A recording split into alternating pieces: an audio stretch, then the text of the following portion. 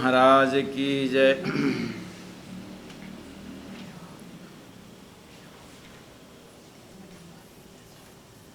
हरिद्वार ढाए रे उठाए तपस्वी तीर्थ, गौबद कईयों विघ्न।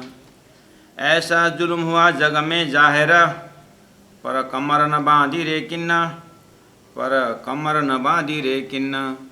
बोलो श्री प्राणनाथ प्यारे की जय, सदगुरु महाराज की जय।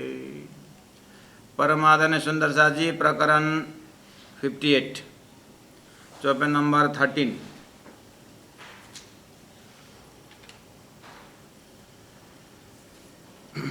प्रकरण 58। अब शुरू करते हैं चौपन नंबर 14। ये तो हुआ ग्रंथ और प्रकरण का परिचय। प्रसंग परिचय है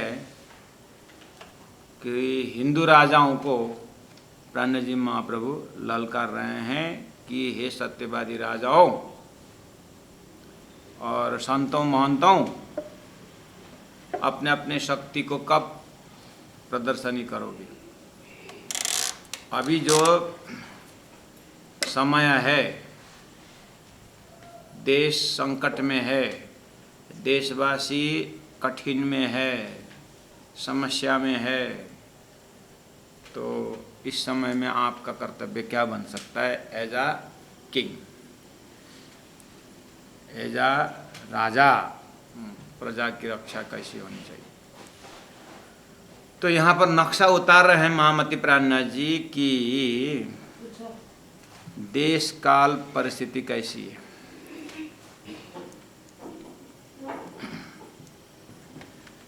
सूर ने कहलाए रे सेवा करे असुर की, जो दारू वाए उड़ावे देहुर। ये चौपाई वैसे कल हो गया था, फिर भी मैं दोहरा रहा हूँ एक्सीलेटर दबाने के लिए। सूर ने अर्थात सूरवीर कहलाने वाले हिंदू और देवताओं से उत्पत्ति मानने वाले, अपने आप को सत्य धर्म का पालन करने वाले कहलाने वाले, सेवा करे असुर की, यानी असुर का जो फौज में वो ज्वाइन हुए हैं अपने घर व्यवहार चलाने के लिए। इसका मतलब है कि तुम्हारा पेट की सवाल है, तुम्हें धर्म की सवाल नहीं है, देश की रक्षा के विषय में कुछ चिंता नहीं है, धर्म की रक्षा में कोई चिंता नहीं है, बस अपना पेट भरना यही है। और सारे प्रजाएं जैसे जैसे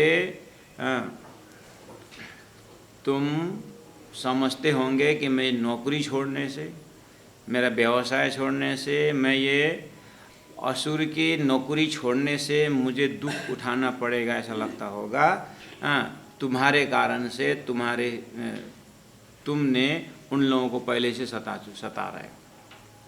जिस तरह से तुम्हारा एक हे हिंदू फौजियों, तुम्हारे दिमाग में कल्पना होगा कि मैं ये फौजी ये जो नौकरी असुर की नौकरी छोड़ूं तो मुझे दुख होगा, हम लोग मेरे परिवार कष्ट में होंगे, ऐसा समझते होंगे। तुम्हारे से पहले ही साधु संत देशवासी संकट में है। आखिर तुम भी तो नौकरी छोड़ के संकट में जाना है, तो उनके संकट में साथ दो, छोड़ दो ये असुरों की नौकरी, तो वो अपने आप उनकी जो है शक्ति कमज़ोर हो जाएगा, तुम लोग शक्तिवान हो जाओगे। कुछ पाने के लिए कुछ खोना तो पड़ेगा। सूर ने कहलाए रे सेवा करे असुर की, जो दारू बाएं उड़ावे देहु।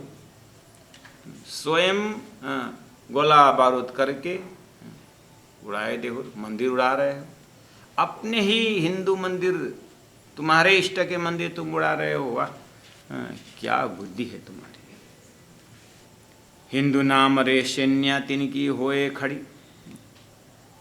हिंदू नाम से असुर की सेवा, असुर की फौज में हिंदू बटालाएंगे। देखिए, और वो क्या कर रहा है, हिंदू बटालाइन को हिंदू के मंदिर तोड़ने के लिए छोड़ रहा है।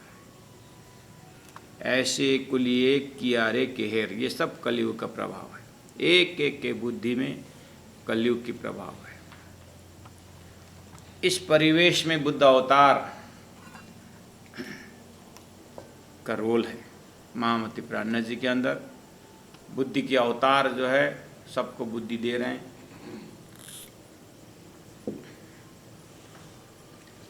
आगे 15वां श्लोक में 15वां चौपाई में कहते हैं, प्रभु प्रतिमारे गजपाओं बांध के घसीट के खंडित कराए। इससे ज़्यादा अत्याचार कितना हो सकता? कभी भी इतिहास के पन्ने में सृष्टि के शुरू से इस तरह का अत्याचार नहीं। लोगों जमीन के लिए झगड़ा किए हैं और एक आपस में अन्य कारण से बहुत झगड़ा है, लेकिन धर्म के विषय में इतना बड़ा अत्याचार, इतना बड़ा हत्या, इतनी बड़ी हत्या अभी तक नहीं हुआ। प्रभु प्रतिमा अर्थात देवी देवताओं की मूर्ति, हिंदुओं के इष्ट के मूर्ति, अवतारों की मूर्ति, प्रतिमा को गजपांव बांध के तोड़ फोड़ करके रास्ता में गिरा देते हैं और उन प्रतिमाओं को, मूर्ति को हाथ पैर जो है हाथी के पैर में बांध करके, घोड़े के पैर में बांध करके घसीट के खंडित कराए। उसको टुकड़ा टुकड़ा करके रास्ता में बिछा देते हैं और जो उसके भक्त हैं, गणेश की मूर्ति तोड़ के ज़मीन में लगा दिया, राम के भक्त मूर्ति लगा के ज़मीन में बिछा दिया, उसके हाथ पैर टुकड़ा मंदिरों का। उसके बाद हिंदुओं को उसके ऊपर चलने को लगा देता है। जिस मूर्ति में अपने प्राण प्रतिष्ठा करके माथा टेक करके मुक्ति की आस्था रखने वाले हिंदुओं को अपने इष्ट के पैर में, अपने इष्ट के छाती में, सिर में अपना पैर को रख करके चलने के लिए बाध्य कराया। इससे ज़्यादा अत्याचार धर्म में क्या हो सकता है? तो फिर वो बोलता है, अगर तुम्हारे हिंदू में, तुम्हारे इष्ट में पावर है, तुम्हारे राम में अगर शक्ति है, तो फिर मेरे से आ टक्कर करे। तुम्हारा राम कहाँ गया? मूर्ति में है तुम्हारा राम? है तो दिखाओ। ऐसा आवाज लगाता है और मूर्ति तोड़वा देता है। प्रभु प्रतिमारे गज पांव बांध के घसीट के खंडित कराए और फर्शबंदी ताकी करके, फर्शबंदी करके मतलब रोड में उन पत्थरों का फर्श लगा करके, फर्श बांधे मतलब जैसे हम टाइल्स लगाते हैं घर में और रोड में पत्थर बिछाते हैं, उसी तरह फर्शबंदी, उसमें फर्श जमीन को बना करके ताकी करके, मतलब उससे रोड में जैसे डामर रोड लगाने से पहले बेस गिट्टी लगाते हैं, ऐसे वो मूर्तियों का बेस गिट्टी लगा दिया है और तापर खलक चला है, उसमें लोगों को चलने के लिए बाध्य कराता है। आपने अभी तक जिसमें उन्होंने आस्था रखी।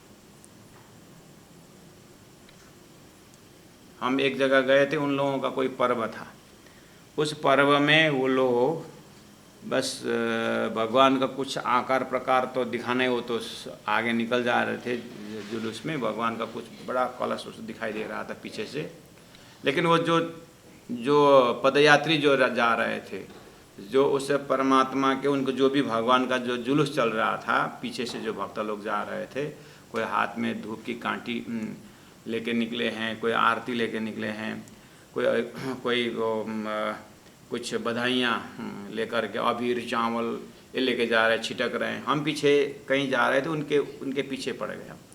हमको भी पैदल यात्रा ही निकल रहे थे हम भी। तो वहाँ जितने भी पत्थर जाते, जो रोड के अगल बगल, रोड के बीच में भी कहीं पत्थर है, तो सब जगह पूजा कर रहे हो। कुछ पर्व होगा, साल में एक बार आता होगा, तो उस समय उनको सबको पूजा करने का, जितने भी पत्थर पेड़ जो दिखाई दे रहा है, सब में उन्होंने चावल अक्षता अबीर रखते हुए जा रहे हैं। और हमको पीछे जाना, उसी पत्थर के ऊपर पैर रख के जाना होगा, अपने को उसी के चलना है। हमें ऐसा लगता था कि कहाँ से ये कहाँ फंस गए हम, और ये लोग आगे पूजा करके जा रहे हैं और हमको पीछे उसके ऊपर पैर रख के जाना। इतना अनइजीनियस फीलिंग हुआ कि भले ही वो पत्थर है, लेकिन किसी न किसी ने आस्था रखे ना, वहाँ पर पूजा का सामान रखा हुआ है, उनका जो भाव तो वहाँ पर रखा हुआ है ना, तो हम चल नहीं सके, फिर हमने रास्ता बदल दिया। हमने पूछा कि ये कितना लंबा जाएगा, वो कहीं एक टारगेट है वहाँ तक ये जुलूस जाएगी, पूजा करते जाएंगे, फिर हमने रास्ता बदल दिया, हमें चल ही नहीं पाए। तो ये बहुत हमें ऐसा मौसम, तो उस समय में जो अपना इष्ट, अपना आराधना जो का मालिक परमात्मा, जिनको अभी तक मालिक समझ करके जो पूजा कर रहे हैं, उनको तोड़वा के फिर अपने हाथ से पुजारी के हाथ से तोड़वाता है और पूरा ज़मीन में बिछा देता है और बोलता है कि ऊपर से चलो। ये कितना क्रूर और कितना अन्याय है। तो परमात्मा कहीं ना कहीं इसका महाकारण देख रहे हैं, कुछ ना कुछ तो होना है आगे। महामती प्राणनाथ जी इसी जगह से बोल रहे हैं कि आप लोग क्या देख रहे हो हिंदू राजाओं, इस समय में क्या प्रजा की रक्षा तुम्हें नहीं करना चाहिए? तो प्रभु प्रतिमारे गज पाँव बांध के घसीट के खंडित कराए, फरस बंदी ताकी करके ता पर खलक चलाए। और ये हुआ रिलीजियस एक्टिविटी। और इधर में पॉलिटिकल, राजनीतिक तौर से क्या कर रहे हैं, असुरें लगाए रे हिंदुओं पर जेजिया। जेजिया एक टैक्स का नाम है जो हिंदुओं के ऊपर ही लागू किया है उस समय में। असुरें यानी अब औरंगजेब का जो व्यवस्था है, असुरें लगाए रे हिंदुओं पर जेजिया, खाली हिंदुओं के ऊपर एक्स्ट्रा टैक्स लगाया जिसका नाम जेजिया है। और किसको लगाया? हिंदुओं के ऊपर। और हिंदू की अस्तित्व कैसे बना रखा है उसने? टैक्स एक्स्ट्रा, उसके बाद काम से निकाल देना, घर से निकाल देना, और source of income zero. Source of income zero बना रखा है और ऊपर से उसको टैक्स लगा रखा है। तो प्राणनाथ जी कहते हैं वाह को मिले नहीं खान पान, जिनको हाथ मुख जोड़ने के घर में चावल नहीं, अन्न नहीं, उसके ऊपर और एक्स्ट्रा जेजिया टैक्स लगा करके क्या कर रहा है, वो धर्म परिवर्तन करवा रहा है। अगर तुम मुसलमान बनोगे तो टैक्स फ्री, या तो लड़ाई करो, या तो जेजिया टैक्स ले लो, या तो मुसलमान बन जाओ। या तो मुसलमान बन जाओ टैक्स फ्री, या तो टैक्स पटाओ हिंदू में रहो, या तो फिर लड़ाई करो। इतना अत्याचार कर रहा है। तो बोले जो गरीब न दे सके जेजिया, जो गरीब है और टैक्स न दे सके ताए मार करे मुसलमान, उसको पीट पीट करके मुसलमान बना रहा।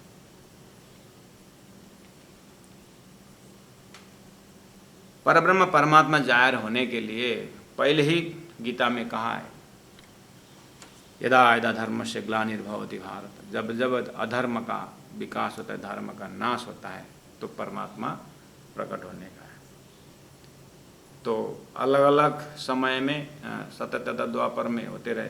कली में यही एक अक्षरातीत परब्रह्म परमात्मा जाहिर होने का है, और गौलों की शक्ति जो द्वापर में, ऐसे अब कलयुग में बुद्ध अवतार आने का है। यहाँ पर बुद्धि दे करके विवेचन करवाना है। तो ये बुद्ध अवतार का आगमन का फील्ड ऐसा हो रहा है। धरती ऐसा धक धक जब पाप से भरता है तो बुद्ध अवतार का आने का है। तो यही समय है। तो महामती प्राणनाथ जी का 1735 कुंभ का मेला में आपने सुनते ही आए। तो अभी राजाओं को प्राणनाथ जी प्रेरित कर रहे हैं, लेकिन ये जो अत्याचार ज़्यादा समय नहीं टिकेगा, ये भी पता है कि प्राणनाथ जी पूरी तरह अब अपने में अपनी व्यवस्था कर रहे हैं, सबको ललकार रहे हैं। अंत में किसी का चमत्कार बोल रहे, सबको तुम चमत्कार प्रयोग करो, तुम्हारा शक्ति प्रयोग करो बोल रहे हैं, और लास्ट में जब नहीं हुआ तो अपने ही चमत्कार फेंकना पड़ा। तो 1638 में फिर तखत उल्टा देते, वो बाद में आएगा या मैंने बोल चुका हूँ पता नहीं। तो असुरे लगाया रे हिंदुओं पर जेजिया, वाह को मिले नहीं खान पान, जो गरीब न दे सके जेजिया ताए मार करे मुसलमान। शास्त्रे अब 15-16 तक आज हमने कवर किया। देखिए आगे आगे अब क्या है महामती प्राणनाथ जी, ये जो है अत्याचार का पराकाष्ठा हुआ है। अब परमात्मा से रहा नहीं जाएगा, अब परमात्मा से सहन नहीं होगा। तो ये समय दिखा रहे हैं कि अब बुद्ध अवतार किस तरह से जाएगा। शास्त्रे आवरदा कही कलयुग की 4,32,000। शास्त्रों में कलयुग का उम्र बताया है। आवरदा मतलब आयु, उम्र, एज। कलयुग की, कही कलयुग की कितना, 4,32,000। कलयुग का ही 4,32,000। कलयुग से पहले आता है मतलब द्वापर, और आता है त्रेता, और आता है सतयुग। तो इन युगों के विषय में वितक के शुरू में हमने प्रश्न किया है कि सतयुगों की राजा और त्रेताओं की राजा, द्वापर की राजा, कलयुग की राजा करके लालदास जी महाराज शुरू में ही आता है कि कौन से राजा के समय में कौन अवतार आना है। तो कलयुग के अत्याचार के समय में, औरंगजेब के समय में बुद्ध कल के अवतार जाहिर होने के विषय में शास्त्रों में कही गई है, ज्योतिषों ने कहा है। तो उसको प्राणनाथ जी यहाँ पर टच कर रहे हैं, बोल रहे हैं कि 4,32,000 तो कलयुग ने दिया आयु है, लेकिन काटे दिना पापे लिखिया माए शास्त्रों, शास्त्रों में कहा गया है कि वो आयु जो है पाप के कारण घटता है। प्राणनाथ जी के कहने का मतलब है कि लगभग अब ये कलयुग का अंत आ गया है। 4,32,000 करके वेट मत करना। कहते हैं कि ज्योतिष में कहा गया है, इतना तो क्लियर मुझे पता नहीं, लेकिन ज्योतिष शास्त्र में ये कहा है कि एक बार सूर्य ग्रहण लगता है तो 10,000 आयु घट जाता है, और एक बार चंद्र ग्रहण लगता है तो 10,000 आयु घटता है कलयुग की समय की। और ऐसे जितना जितना पाप बढ़ता है उतना ही आयु कम होता है कलयुग की।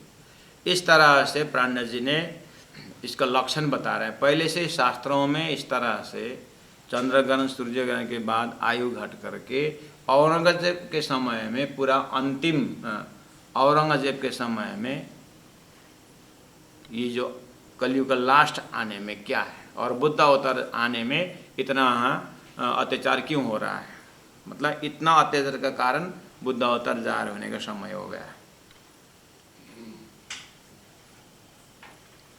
ऐसा प्राणनाथ जी ने हिसाब निकाला है। तो कहा शास्त्रे आवरदा कई कलयुग की 4,32,000 काटे दीना पापे लिखिया माहे शास्त्रों, पाप द्वारा दिन कटेगा ऐसा लिखा हुआ है। सो पाइये अर्थ अंदर के विचार। इस तरह से शास्त्रों में 4,32,000 कलयुग आयु होते हुए भी अंत होने के लिए क्या लिखा है, बोले पाप से आयु कम होता है, चंद्र ग्रहण सूर्य ग्रहण से आयु कम होता है, ऐसे बहुत सारे कारण होता है जिसके कारण आयु घटते घटते अब प्राणनाथ जी बोलते हैं ये कलयुग का अंत समय आया है। इसका अर्थ लोग ने नहीं समझा, यानी कलयुग पूरा हाई पीक में आ गया है, अब कलयुग का अंत आने का समय हो गया है। तो औरंगजेब का अत्याचार इसलिए बढ़ रहा है, जिसमें आगमन मैं बुद्ध अवतार और मेरे अंदर बुद्ध अवतार अर्थात ये शास्त्रार्थ करके अब औरंगजेब से मेरा फेस टू फेस होना है, उसको ये बात को सबक सिखाना है। तो प्राणनाथ जी तो अपने मोमिन को भेजे, स्वयं वेट करे, लेकिन राजाओं ने बैठने नहीं देते। तुम्हारे यहाँ होने से है संत, ऊपर औरंगजेब का प्रेशर हमारे ऊपर आता है, आप यहाँ से भाग जाओ।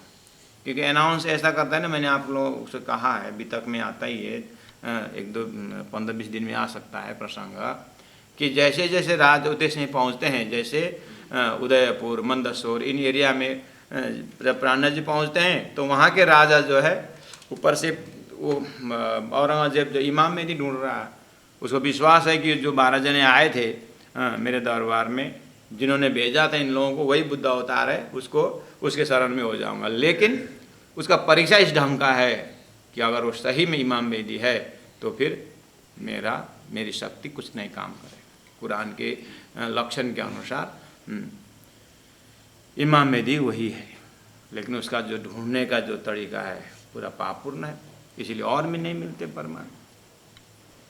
और दूर वो जा रहा है पीछे पीछे, और प्राणनाथ जी महाराज से आगे वो आगे आगे निकल जाते हैं, उसका भाग्य में नहीं है, और पाप बढ़ रहा है। अब तो उसको खत्म ही करना होगा। तो प्राणनाथ जी ने कहा, काटे दिन पापे लिखा माए शास्त्रों, सो पाइए अर्थ अंदर के विचार। इस विषय में जो शास्त्रों ने जो लक्षण दिया है, अंदर विचार करने से यही है, वो विचार करने से अर्थ लग जाएगा। कहने का मतलब है बुद्ध अवतार जा रहे होने का समय हो गया है, ऐसा। साले 16 से लगे रे साका शालिवाहन का। शालिवाहन राजा बंगाल का राजा का माना जाता है। उनका भी उनका बहुत से वक्ताओं ने, जब शालिवाहन राजा का शाका जब चलता है तो जब वो 1600 होता है, और विक्रमादित्य का जो तिथि है वो भविष्य में राजा होगा, और उसके हिसाब से संवत 1735 होगा। उस समय में बीजाविनंद शाखा स्थापित होगा करके उन भविष्य वक्ताओं ने जो कहा था, प्राणनाथ जी वो याद दिला रहे हैं विश्व को। देखिए, ज्योतिषों के और भविष्य वक्ताओं में लिखा हुआ है उनके ग्रंथ में कि एक शाखा स्थापित होना है, बीजाविनंद शाखा। बैठाने शाखा बीजाविनंद का, यूं कहे शास्त्र और ज्योतिष। शास्त्र और ज्योतिष में शालिवाहन शाखा का 1600 और विक्रमादित्य का 1735 जब बीच जाता है, तब संसार में भयंकर बड़ा एक बुद्धि का अवतरण होगा, और वो उसको सब उसके शरण में जाएंगे, और बीजाविनंद शाखा स्थापित होगा। प्राणनाथ जी ने हरिद्वार में यही चीज़ जाहिर की, और सभी ने आरती उतारी गई, जो हम लोगों ने सुना है। प्राणनाथ जी कहते हैं, इतना होने के बाद भी लोगों के हृदय में, या राजाओं के हृदय में, उन संतों महंतों के हृदय में, कि ये बुद्ध अवतार के शरण में आकर के औरंगजेब से लड़ने के लिए हिम्मत नहीं करते हैं, क्योंकि इनका अंकुर ही हार चुका है। कलिजुगे चेन रे अंत के सब किए। चेन मतलब चिन्ह, कलयुग का अंत होने का चिन्ह, लक्षण जो है सब किए। लोक बताए अजो दूर अंत। लेकिन लोग वो 4,25,000 कब है, 4,25,000 कब है करके दूर बता करके सब डूब रहे हैं। लोक बताए अजो दूर अंत, अर्थ अंदर का कोई ना पावे। यहाँ जो आयु कटने का जो लक्षण भी बताया हुआ है, उसको अप्लाई करते नहीं।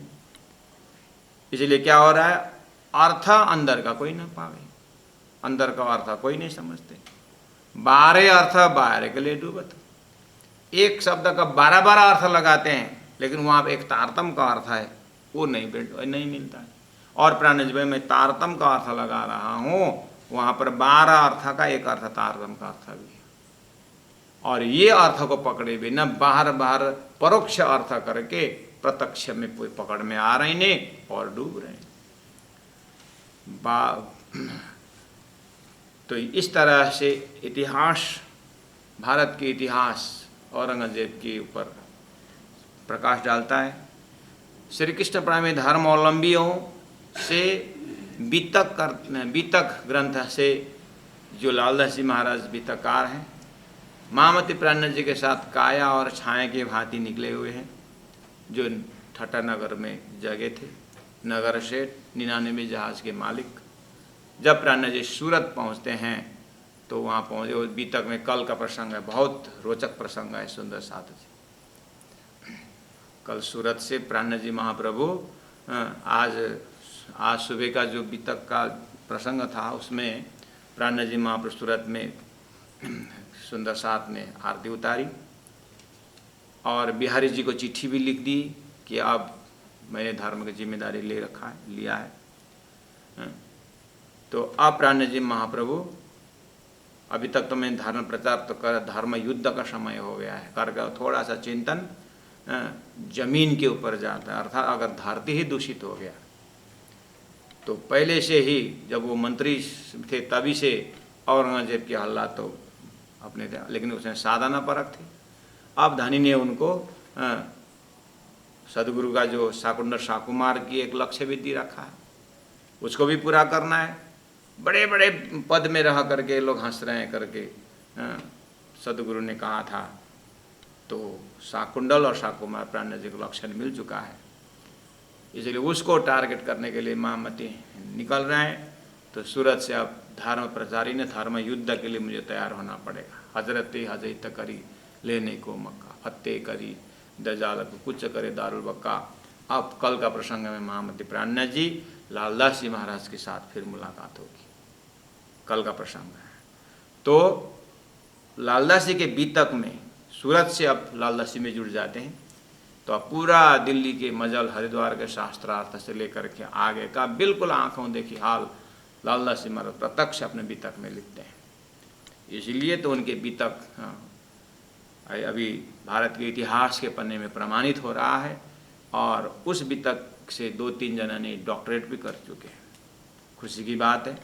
और जिन्होंने उनके ऊपर खोज करके जो अपना एक इतिहास को ये जानकारी दे रहे हैं, उन लोगों को भी हम गूगल मीट के माध्यम से साधुवाद बोलते हैं।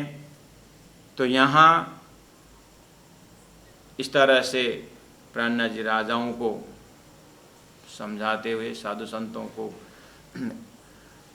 प्रेरित करते आगे बढ़ते गए, आवाज़ लगा रहे हैं। तो अब यहाँ पर अब किनारा आ रहा है कि प्रसंग प्रकरण नंबर 58 का अब 20 नंबर चौपाई में कहा, बात ने सुनी रे बुंदेले छत्रसाल। लास्ट में राजाओं के उसमें से छत्रसाल ने ये बात सुनी और बीतक साक्षी है, और प्राणनाथ जी को बुंदेलखंड बुलाए मऊ में। फिर अपना जो है पन्ना में जो चाकला मंदिर चोपड़ा मंदिर है वहाँ पर पधरावनी की। अपने पूरा राज्य को उन्होंने उनके चरण में सौंप दिए। पहले दाता हम भय गुरु को दीनो शीश, पीछे दाता गुरु भय सब कुछ की बख्शिश। इस तरह से उन्होंने पूरी तरह छत्रसाल जी का बीतक, उनकी जो समर्पण जो भाव है वो बीतक में आए रहा है, उसको यहाँ पर वाणी में थोड़ा सा टच किया है। बात ने सुनी रे बुंदेले छत्रसाल ने, आगे आए खड़ा ले तलवार। प्राणनाथ जी के सामने खड़े हो गए कि अगर वहाँ कुरान में हमारी बात है तो फिर औरंगजेब को समझाने के लिए आप ज्ञान का तलवार चलाइए और मैं लोहा के तलवार लेकर के आगे हो जाऊँगा। लास्ट में छत्रसाल महामती प्राणनाथ जी कहते हैं ये बात तो छत्रसाल के पास से होगा, अच्छा इसलिए मुझे यहाँ तक पहुँचाया राज जी ने। सेवा ने लई रे सारी सिर खींच के, अपने सिर पर महामती प्राणनाथ जी पन्ना पहुँचते पहुँचते 5000 की जमात हुए थे भक्तों का, सबकी व्यवस्था छत्रसाल करने लगे। और प्राणनाथ जी वहाँ पर आशीर्वाद दी, हीरे के खदान हो गए, और आज भी भारत का 98% हीरा बुंदेलखंड से निकलता है, वो महामती प्राणनाथ जी का आशीर्वाद है। सेवा ने लई रे सारी सिर खींच के, साइए किया सैन्यपति सिरदार। अंतिम में औरंगजेब बादशाह से लड़ने के लिए महामती प्राणनाथ जी का एक लोहा का फौज चाहिए था, उसका सेनापति में रख दिया कि छत्रसाल तो आगे हो जाओ। उनको तलवार दे दी, रुमाल दे दिया, उड़ा दिया सिर में, और बोले कि पूरा तेरा धरती में घोड़ा दौड़ा, जहाँ जहाँ उसका पग रहेगा वहाँ हीरा का खदान हो जाएगा, तो उस वहाँ फतेह करते आएगा। इस तरह से आशीर्वाद दे दिया।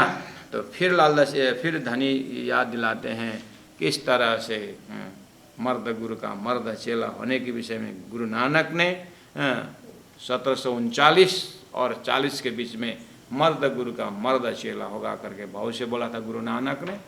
वो भी समय ठीक आने गए। इस तरह से बहुत सारा साधु संतों के और शास्त्रों के लक्षण को उस समय इस समय के अंदर बहुत कुछ होने की बात जो कही थी उसको याद दिलाते हुए कहते हैं, प्रगटे निशान रे धूम्रकेत खे मास। और धूम्रकेत जो नक्षत्र है वो भी उस समय उदय हुआ था। ज्योतिषों के शास्त्र से इसमें भी एक नया काम होना है।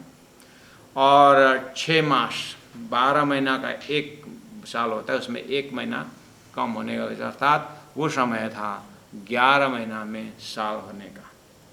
ये भी समय वही आया था जो ज्योतिषों ने कहा था। ऐसा ऐसा लक्षण होगा 28 पर आदि 28 कलयुग में। पर सुध न करे अजू कोई प्राण जी कहते हैं इतना सारा होने पर भी किसी ने इसके ऊपर ध्यान नहीं दिया। शुद्ध न करे अजू कोई समय को पकड़ करके अपने जीवन को कल्याण करने के लिए स्वरूप पकड़ना था, उसमें कोई नहीं आगे हो रहा है। इसीलिए अब प्राण सबके अंतरात्मा से प्रार्थना करते हैं, सबकी ओर करते हैं।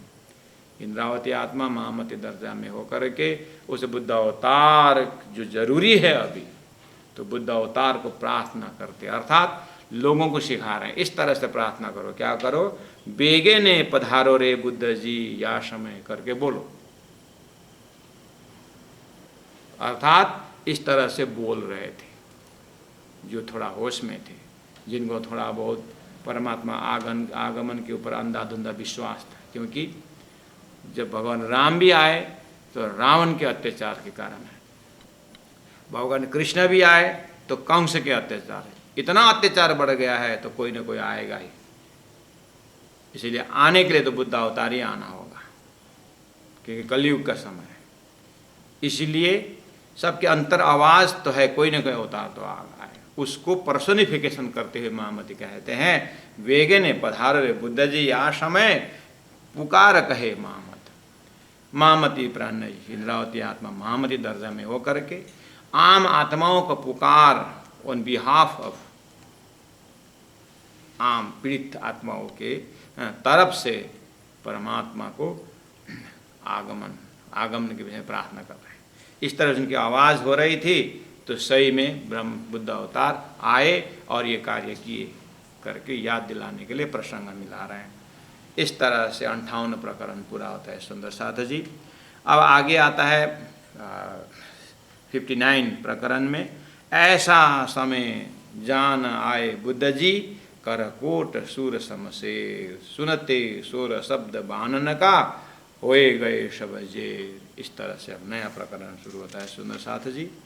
अब ऐसे परिवेश में बुद्ध अवतार ये पुकार सुन करके जाहिर हुए और उन्होंने क्या क्या किया, जो वितक द्वारा पद्मावती परी तक पहुंचना पड़ेगा।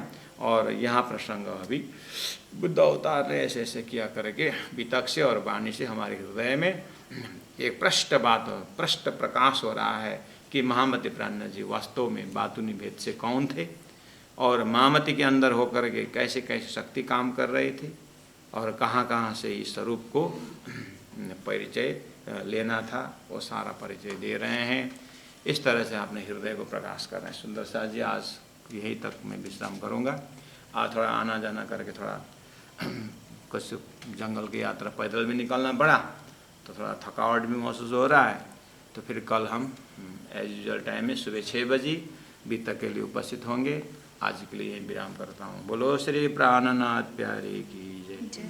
प्रकटे निशान रे धूम्रकेत खेमास, प्रकटे निशान रे धूम्रकेत खेमास, पर सुध न करे अजू कोई ता, सुध न करे अजू कोई ता।